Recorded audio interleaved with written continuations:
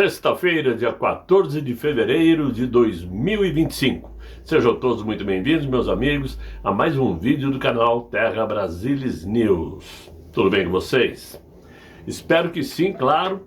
Vamos tirar algumas dúvidas por aqui sobre tudo que está saindo por aí e lá na imprensa consorciada.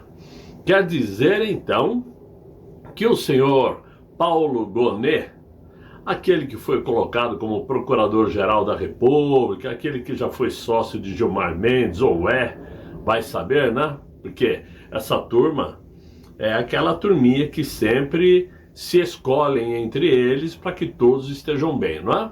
Mas o tal do Paulo Gonet disse que terminou suas investigações sobre o relatório que a Polícia Federal entregou para ele a respeito de Jair Messias Bolsonaro. Todas as investigações sobre o tal golpe de Estado que nunca aconteceu, porque o Taques não apareceu. Muito bem, investigou, disse que terminou, e aí vem a Mônica Bergamo dando a notícia de que Paulo Gonet terminou a investigação e Jair Bolsonaro pode pegar até 28 anos de cadeia. Isto é uma loucura, além de ser uma mentira descarada. Primeiro, eu vou explicar o porquê. O Procurador-Geral da República, o que ele fez, se é que fez, porque a mim, quase caiu aqui, porque a mim o que parece é que é tudo um jogo de faz e conta. Disseram que mandaram as investigações para o Paulo Gonet para ele investigar.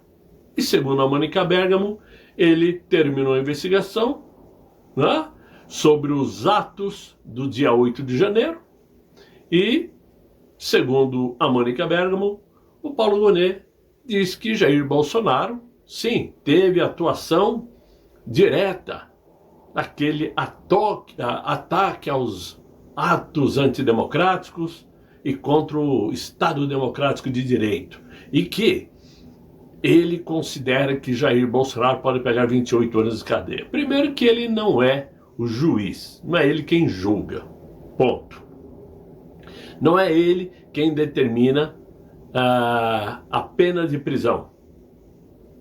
O papel dele é somente pegar o relatório feito com muita ousadia e criatividade pelos assessores daquele ministro, que estão lá também na Polícia Federal, né? Analisou um relatório que foi feito, sabe-se lá de que jeito, e disse, não, ele é culpado, manda lá pro Supremo. Bom, quem define tempo de prisão é quem vai julgar, que é o Supremo Tribunal Federal. São eles que determinam. Se eles chegarem à conclusão de que Jair Bolsonaro é culpado, aí eles vão fazer a tal da dosimetria para definir tempo de prisão. Ele é acusado aqui de ter insuflado a população. Então, nesse caso, ele ganha aí 3 anos e tantos meses. Ele também é culpado porque ele participou diretamente na minuta do golpe. Ok, mais 4 anos de prisão. Ele é culpado porque incentivou o golpe e chamou os comandantes para participar. Mais tantos anos de cadeia. Aí soma-se tudo e dá o tempo de pena. 28 anos de cadeia, segundo a Mônica Bergamo. Eu acredito que no Brasil somente Sérgio Cabral e o José Dirceu pegaram, só que o deles foi tudo cancelado. O José Dirceu pegou mais de 30 anos, Sérgio Cabral pegou quase 300 anos e tudo foi cancelado. Estão todos livres, leves e soltos e vão poder concorrer. Jair Bolsonaro nem acusado oficialmente foi. Ele vai ter que ser acusado pelo Supremo Tribunal Federal para ele poder se defender. Mas a Mônica Bergamo já quer definir o tempo de prisão por 28 anos. Como pode? Ou seja, foi feita a denúncia, o Supremo primeiro tem que julgar. Não, o cara realmente é culpado. E vai dar chance a Jair Bolsonaro se defender. Só que isto é o que aparece na imprensa consorciada para sempre, obviamente, tirar a atenção de algum foco principal, que é a pressão que os parlamentares estão fazendo lá na Câmara dos Deputados para que o Hugo Mota coloque o projeto da anistia para andar. E nós já vamos falar sobre isso daqui a pouquinho. Então eles trazem essa notícia aí da denúncia contra Jair Bolsonaro para tirar o foco. Agora, no Twitter, me contou um passarinho, e que infelizmente só não coloco como notícia de destaque, como informação, porque é um post do Twitter. Quem fez o post é uma pessoa, até que provem o contrário, muito confiável, vive nos Estados Unidos, mas como eu disse, a informação não encontrei em lugar nenhum. Por isso eu não coloco como destaque. Mas ele diz que fontes informam que Donald Trump garantiu que Jair Bolsonaro não será preso. Bom, como eu disse, por enquanto, é um fuxico. Mas eu já disse no vídeo de ontem ou anteontem que, a meu ver, ele realmente não será. Não porque ele evidentemente é inocente, como todo mundo sabe que ele é inocente de tudo. Mas é porque o momento não é adequado para que aquela corte maior tente colocar Jair Bolsonaro atrás das grades. Tudo conspira contra eles. Tudo vai na contramão do que eles desejam. Pode não parecer, até porque a imprensa brasileira não mostra, a imprensa brasileira esconde, mas a pressão está muito forte dentro da Suprema Corte Brasileira, obviamente por conta daquele ministro.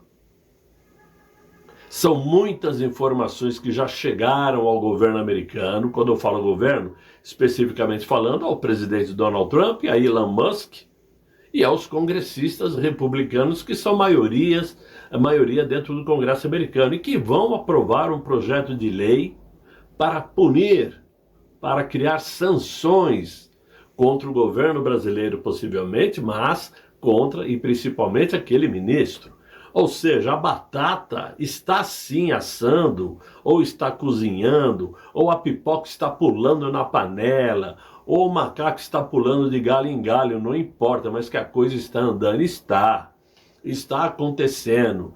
E aquele ministro que não nasceu ontem e de burro não tem nada, muito pelo contrário, sabe muito bem que todo e qualquer passo mal dado pode lhe custar, talvez, quem sabe, a liberdade. Por isso, ele não vai ter essa ousadia de mandar prender Jair Bolsonaro, a menos que tenha um ataque de insanidade. Simples assim. Coisa que acho que já aconteceu em outras oportunidades. Mas tudo indica que isso não vai acontecer. Até porque o próprio parlamento brasileiro está trabalhando contra esta possibilidade. E aí é onde vem aquela chamada conversa, né? Tudo que sai na imprensa, você tem que cortar no meio, dividir por 2, tirar os 9 fora para ver o que sobra. Talvez o que sobra é o que tenha a mínima possibilidade de verdade, porque é uma imprensa que não se confia em hipótese alguma. Sempre que é necessário, eles inventam um assunto para tirar o foco. Por quê? Porque eu queria dizer para vocês que aconteceu uma reunião que pode ser chamada de reunião da falsidade, tá? Aliás, não é disso que eu vou falar agora, já estou atropelando aqui o caminho. O que eu quero falar é outra coisa.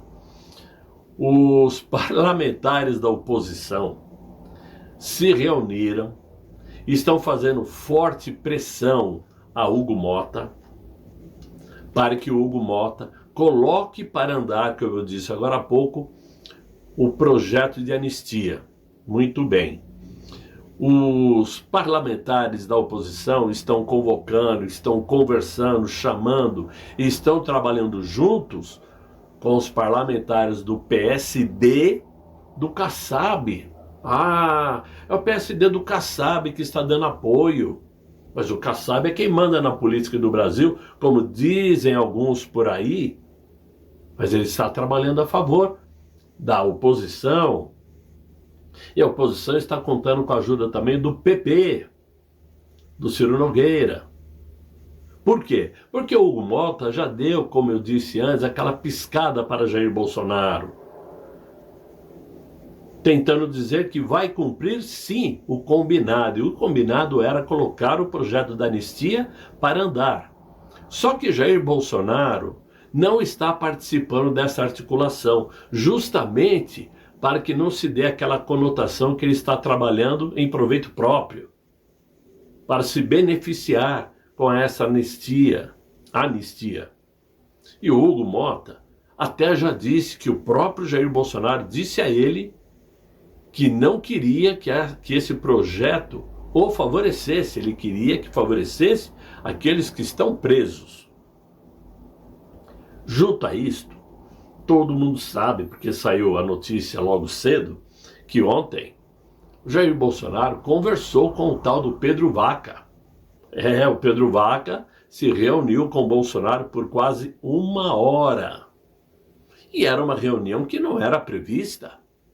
Porque, vejam bem, o camarada, o relator, né, da Comissão Interamericana dos Direitos Humanos, não é relator da OEA, mas eu insisto em afirmar porque a verdade tem que ser colocada. Eles primeiro conversaram com os ministros do Supremo. Depois conversaram com a ministra dos Direitos Humanos do PT. Para depois conversarem com os parlamentares oposicionistas. E, por fim, o que ninguém esperava, conversou com Jair Bolsonaro. Obviamente, Jair Bolsonaro passou a ele tudo, tintim por tintim. E é engraçado, porque muita gente considera que o fato de o Pedro Vaca, eu até pensei assim antes, ter conversado primeiro com ministros do Supremo, era um mau sinal. Puxa vida, o cara primeiro foi dar ouvidos para os culpados? Não. Temos que pensar diferente. Ele primeiro ouviu os culpados, a nosso ver, mas ao ver do Pedro Vaca, ele primeiro ouviu o lado da esquerda, para depois nos ouvir os parlamentares opositores, para não ter chance de retaliação, de reclamação ou de uma contra-resposta dos ministros da corte.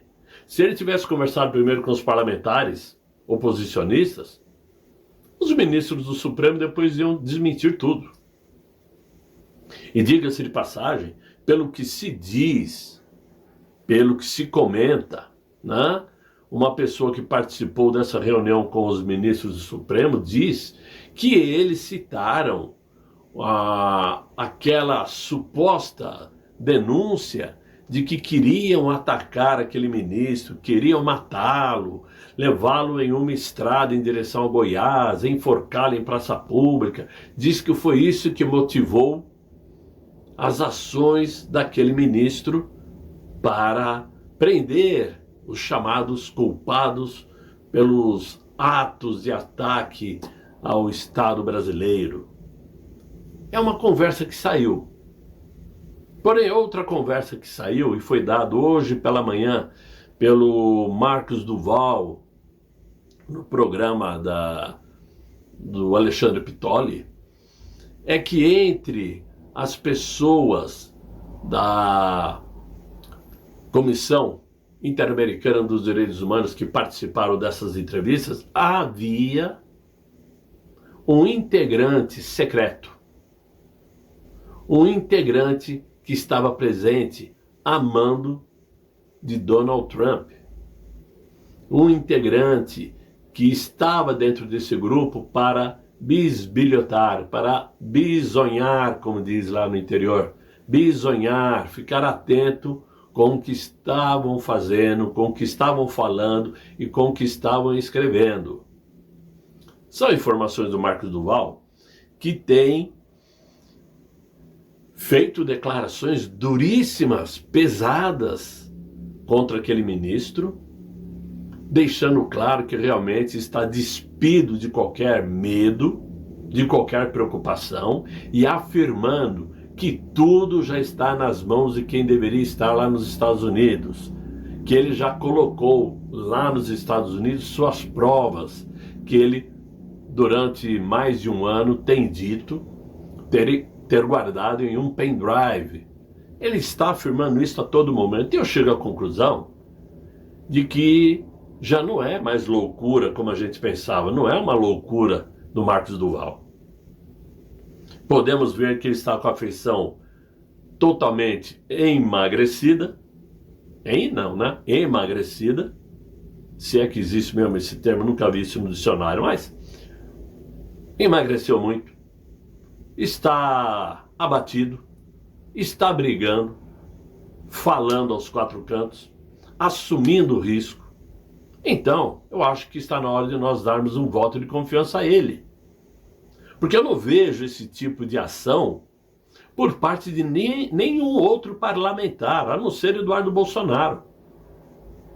E eu não quero fazer crítica a nenhum outro parlamentar para não criar chororô, até mesmo para quem me ouve. Mas eu não vejo esse tipo de atitude aí por pessoas que poderiam estar fazendo mais, falando mais, ao invés de ficar tirando fotografias em tudo quanto é lado, sabe? Ao lado de quem não merece confiança, inclusive. Eu sei que vocês são inteligentes e já estão sacando o que eu estou falando. Mas esta reunião com Jair Bolsonaro ontem foi por demais importante e ele próprio disse hoje que a conversa que ele teve com Pedro Vaca foi muito satisfatória. Por tudo isto, eu entendo que dificilmente aquele ministro vai ter a coragem de dar voz de prisão a Jair Bolsonaro, até porque o time não é apropriado. Não só por conta da pressão que ele está recebendo, como porque ainda está muito distante para 2026, muito embora 2026 esteja próximo. Mas eleitoralmente falando, está muito distante. É como se estivesse queimando uma carta muito antecipadamente. Por quê? Um ato de prender Jair Bolsonaro vai criar um caos político muito forte, muito grande, sem contar, possivelmente, um caos social. E ele não me parece ser louco o suficiente a ponto de tomar uma atitude dessa. Muito bem, dito tudo isso, agora sim, eu queria falar com vocês de uma reunião que me parece muito mais uma reunião da falsidade, como eu falei, né? Por quê? Ontem estiveram reunidos lá em Miami. Engraçado que muita gente aí gosta de fazer reunião em lugar legal, né? Agradável, mas estiveram em reunião o tal picareta do Pablo Marçal, eu afirmo que é picareta, né? E o cantor sertanejo Gustavo Lima, ambos bem-sucedidos em suas carreiras, principalmente o sertanejo, né? E que, segundo informações, agora pretendem compor uma chapa presidencial para 2026. Muito bem. Segundo eles, passaram a tarde discutindo a paixão pelo Brasil. Eu fico comovido, como isso me comove, sabe? Eles lá em Miami, uma vida difícil, falando da paixão pelo Brasil. E disseram que isto, porque depois de conquistarem tudo que conquistaram, desejam no coração deles, ardentemente, a mesma coisa para a população brasileira. Será que eles estão desejando que o povão, aqueles que levantam de madrugada para preparar a marmita, também tenham condições de comprar um iate de quase R$1 bilhão? Reais não, de dólares, me desculpem, que é R$1 bilhão. Será que eles têm o sonho de que todo brasileiro possa comprar helicópteros? Eles disseram o seguinte, segundo matéria jornalística, né? Podemos ir embora do Brasil e viver uma vida maravilhosa, mas queremos ver o povo brasileiro prosperar. Quem afirmou isso? foi o MacGyver brasileiro, o Pablo Marçal. Aquele que é mágico, sabe tudo, faz tudo e mente que nem sente. Hã? Não sei porquê, mas o cheiro da picaretagem ressoa. Sabe? Juro que não vou mais falar do Marçal, porque já cansei de colocar vídeos mostrando as mentiras do milionário. Mas confesso que não entendo a postura do cantor sertanejo, que até levantou bandeira para Jair Bolsonaro por diversas vezes e merece nossa simpatia, mas que não precisa se meter em política, já que não é sua praia. Para quê, eu pergunto? Aí, claro, o que eu posso afirmar aos senhores, a meu ver, sempre é meu pensamento, é que isso me cheira uma outra oportunidade para se tentar diminuir o elevado apoio que a população tem com Jair Messias Bolsonaro. Querem quebrar esta popularidade. Precisam desmanchar essa força de Jair Bolsonaro para que aquela direita light, aquela direita do bem, do amor, tem a esquerda do amor, que está no governo, mas tem a direita do amor também. Para que eles possam, quem sabe, sem querer, querendo, encontrar um nome para ser candidato à presidência em 2026. Tanto é que o Partido Novo contratou aí um especialista para divulgar a imagem do Romeu Zema em todo o Brasil. Eles vão investir pesado para divulgar a imagem de Zema. Até aí tudo bem, porque o Zema vai terminar o mandato dele, não vai poder se reeleger, o que sobra para ele é ser candidato. Até aí está tudo certo. Mas Gustavo Lima e Marçal, juntos, para comporem uma chave presidencial, infelizmente, nesse barco, que não é um iate, é um barquinho, embarcam muitas pessoas, várias figuras que admiramos dentro da oposição, mas que não vou citar o nome aqui, como já disse, né? Mas como vocês são inteligentes, vocês já vão captando, né? Eu diria o seguinte: é a mesma conversa, criar uma terceira via. Vamos arrumar uma terceira via. Tem que ser um cara legal, descolado, boa praça, boa gente, comunicador, que atrai público, né? Que coincidentemente pode ser Pablo Marçal. Porque não vai haver chapa Marçal e Gustavo Lima. Tenham certeza disso. Por um simples detalhe. Porque Gustavo Lima entrou nessa conversa de disputa presidencial, disputa senadora, a convite de Ronaldo Caiado, que é do União Brasil.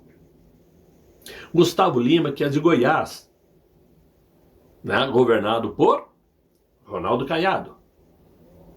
E o Pablo Marçal é do PRTB, que já afirmou que Marçal vai sair candidato pelo partido em 2026. Então não tem como o PRTB criar uma chave com a União Brasil. Porque a União Brasil já está dentro do blocão do Centrão lá no Congresso Nacional. Já faz parte de uma outra trupe que não é o PRTB, que é um partido nanico.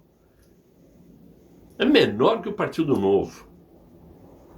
Então isso tudo é mais uma vez uma tentativa de começar a espalhar outros nomes para ganhar popularidade, tentando fazer com que o povo vá se esquecendo de Jair Bolsonaro. O que eu acho um tremendo tiro no pé.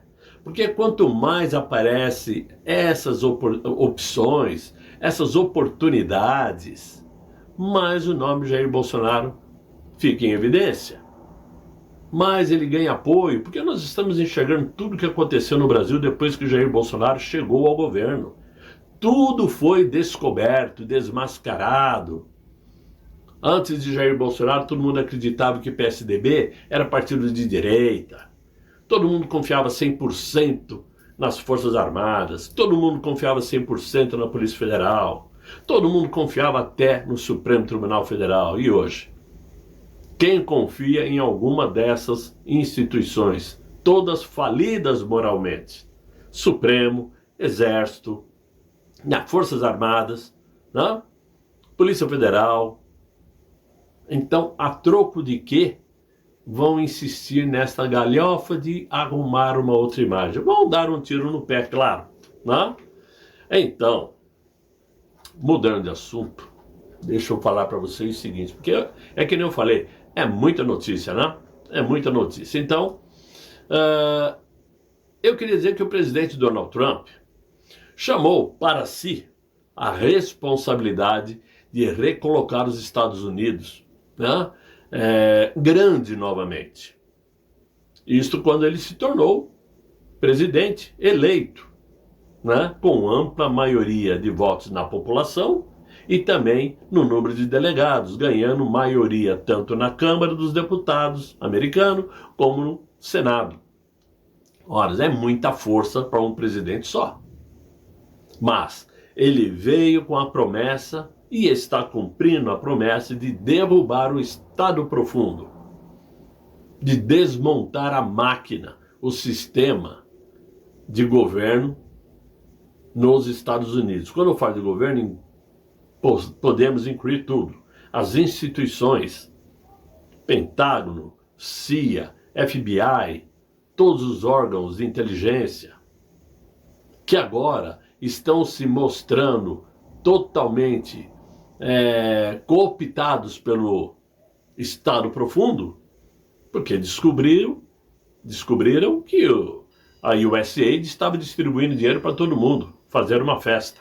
E além dos embates abertos através de Elon Musk e seu departamento de eficiência, que quer economizar ao menos $1 trilhão, né, ao governo de Donald Trump,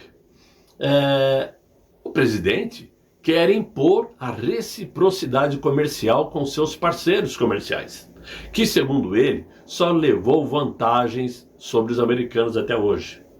Por esse motivo, né, o Brasil está seriamente ameaçado a ser um dos países mais atingidos pela imposição que será atribuída a Donald Trump, já que as tarifas impostas pelo Brasil costumam ser mais altas que as tarifas impostas pelos americanos.